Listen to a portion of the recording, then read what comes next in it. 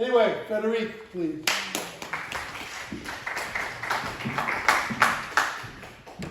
I lived in Montreal, Canada for a very short time, 3 years, but let me take you on a trip there for a very special building that is called the Cruciforme, which is a cross-shaped building.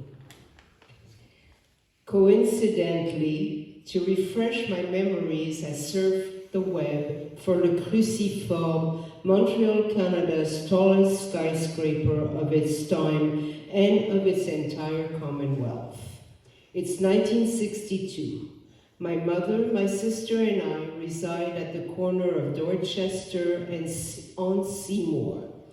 Not far, on Dorchester Boulevard, now partly renamed Boulevard René Lévesque, a little more than a mile down the avenue, is the just finished Place Ville-Marie Plaza with its famous resident, modern, 47 floors building shaped like a cross with a 360-degree observation deck at top.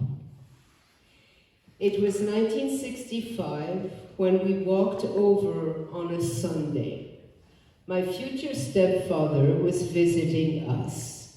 Not keen to walk around the corridors of the cross, I was allowed to stay behind and of course got separation anxiety as soon as I found myself alone.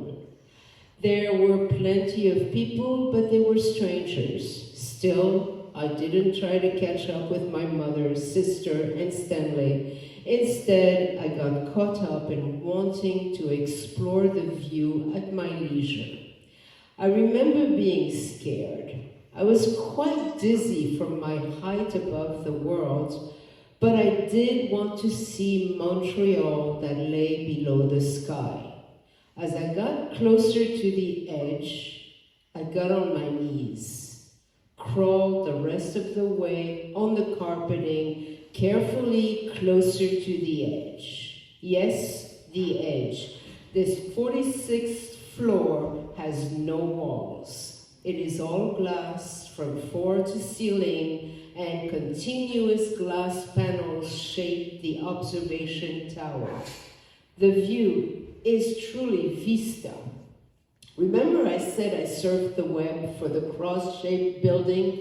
Well, I'm proud to be writing about it at this time, as this is one of its eulogies, because this observation deck closed forever its accustomed attraction of 50 years just recently. I could have missed knowing about it had my intuition not chosen to read this tonight. Imagine someday dancing to your wedding vows atop the new world of Montreal, Canada. Legal rights, I am sure, do not permit close obstructions to the view, and after some revamping, it will again proudly display its fame. Been to the top of a few tall buildings since, but never again would I be impressed with the view, no matter how panoramic it is, as I was at 13 years old. I mean, the view is spectacular, and begged for me to see it closer. I did, by slowly managing to lift myself to my feet with the aid of the rail that lines the windows and circle the observation deck. I can still remember my trepidations and how they pretty much disappeared once I had conquered standing and finding the view, reassuring myself that I would not be falling through the glass due to the strength of the rail, becoming much braver, slowly of course, and holding on to the thick bar, my fear of falling through the glass still with me at times. The rail was thicker than my hands could grasp. This building is shaped like a cross, and its seam in the pit corner of its arms lets me think the next corridor is literally around the corner.